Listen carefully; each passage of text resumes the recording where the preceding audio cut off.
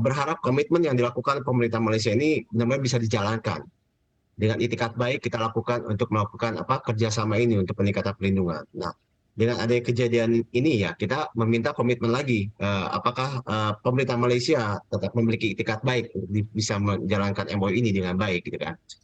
Sebagai informasi juga bahwa sekarang pemerintah Malaysia dalam hal ini Kementerian Sumber Manusia akan melakukan pembahasan dengan Kementerian Dalam Negeri. Karena di mana SMO ini kan berada kewenangannya di Kementerian Dalam Negeri penerbitan kebijakan ini. Semoga kita menunggu kalau memang pemerintah Malaysia memiliki komitmen atau itikat baik untuk bisa memberikan perlindungan bagi warga negara atau khususnya PMI yang bekerja di rumah tangga, kita tunggu bagaimana dari pemerintah Malaysia. Gitu ya, Bu Neda. Baik, seberapa besar moratorium ini akhirnya mempengaruhi industri di Malaysia? Tentunya kami melihat ini pengaruhnya cukup besar, di mana kondisi di Malaysia ini labor shortage ya, kekurangan pekerja yang cukup banyak, baik itu di sektor perkebunan maupun di sektor manufaktur dan konstruksi, mereka masih membutuhkan pekerja. Dan ini tentunya mereka kita terlihat respon dari pemerintah Malaysia dalam hal ini Kementerian Sumber Malaysia, mereka akan segera melakukan perbincangan atau pembahasan dengan Kementerian Dalam Negeri apa yang menjadi komitmen di dalam MOU ini supaya mereka juga bisa mengimplementasikan dengan baik. Begitu, Bu Anita. Baik, kita akan beralih lagi ke Ibu Anis. Iya, Ibu Anis, kalau kita lihat moratorium ini kan sebenarnya membatasi yang legal begitu. Tapi seberapa besar potensi untuk para pekerja migran ini tetap masuk melalui jalur ilegal? Ya betul, pemerintah tentu punya data ya, karena kan ada mekanisme pengawasan dalam pengiriman dan penempatan pekerja migran ke Malaysia.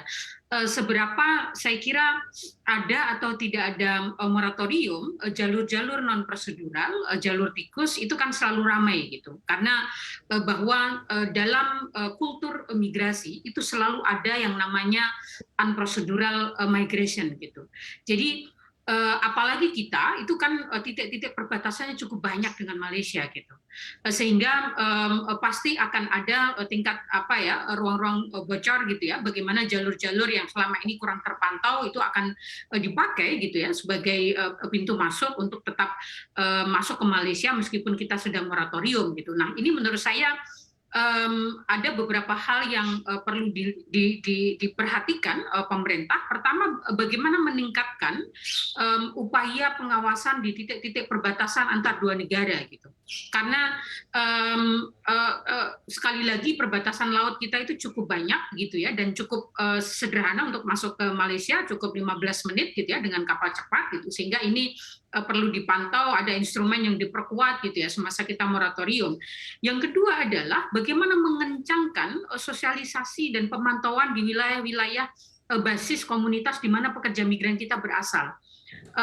Kementerian Ketenagakerjaan itu punya struktur sampai di tingkat kabupaten, kota gitu ya. Kemudian desa itu kan juga punya kewenangan di bawah Undang-Undang 18 2017 untuk memastikan sosialisasi informasi migrasi aman itu sampai ke warganya gitu. Jadi bagaimana desa-desa inilah yang menjadi ujung tombak bagi pemerintah Indonesia untuk mengumumkan, mensosialisasikan bahwa kita sedang moratorium, bahwa masyarakat diminta untuk aware jika ada rekrutmen, bujuk rayu, direct hiring dari Malaysia gitu ya, karena konsekuensinya adalah teman-teman pekerja migran akan menjadi korban gitu ya jika mereka terkena bujuk rayu semasa kita melakukan moratorium ini gitu. Yang ketiga, saya kira tentu kolaborasi dengan organisasi masyarakat sipil yang banyak bekerja di wilayah-wilayah basis gitu. Karena teman-teman organisasi masyarakat sipil ya itu kan juga banyak berhubungan dengan komunitas pekerja migran gitu ya, sehingga bagaimana teman-teman organisasi masyarakat sipil juga bergerak begitu ya, memberikan edukasi kepada publik, pendidikan kepada publik tentang bahaya penempatan pada masa kita sedang moratorium dengan negara penempatan seperti dengan Malaysia saat ini gitu.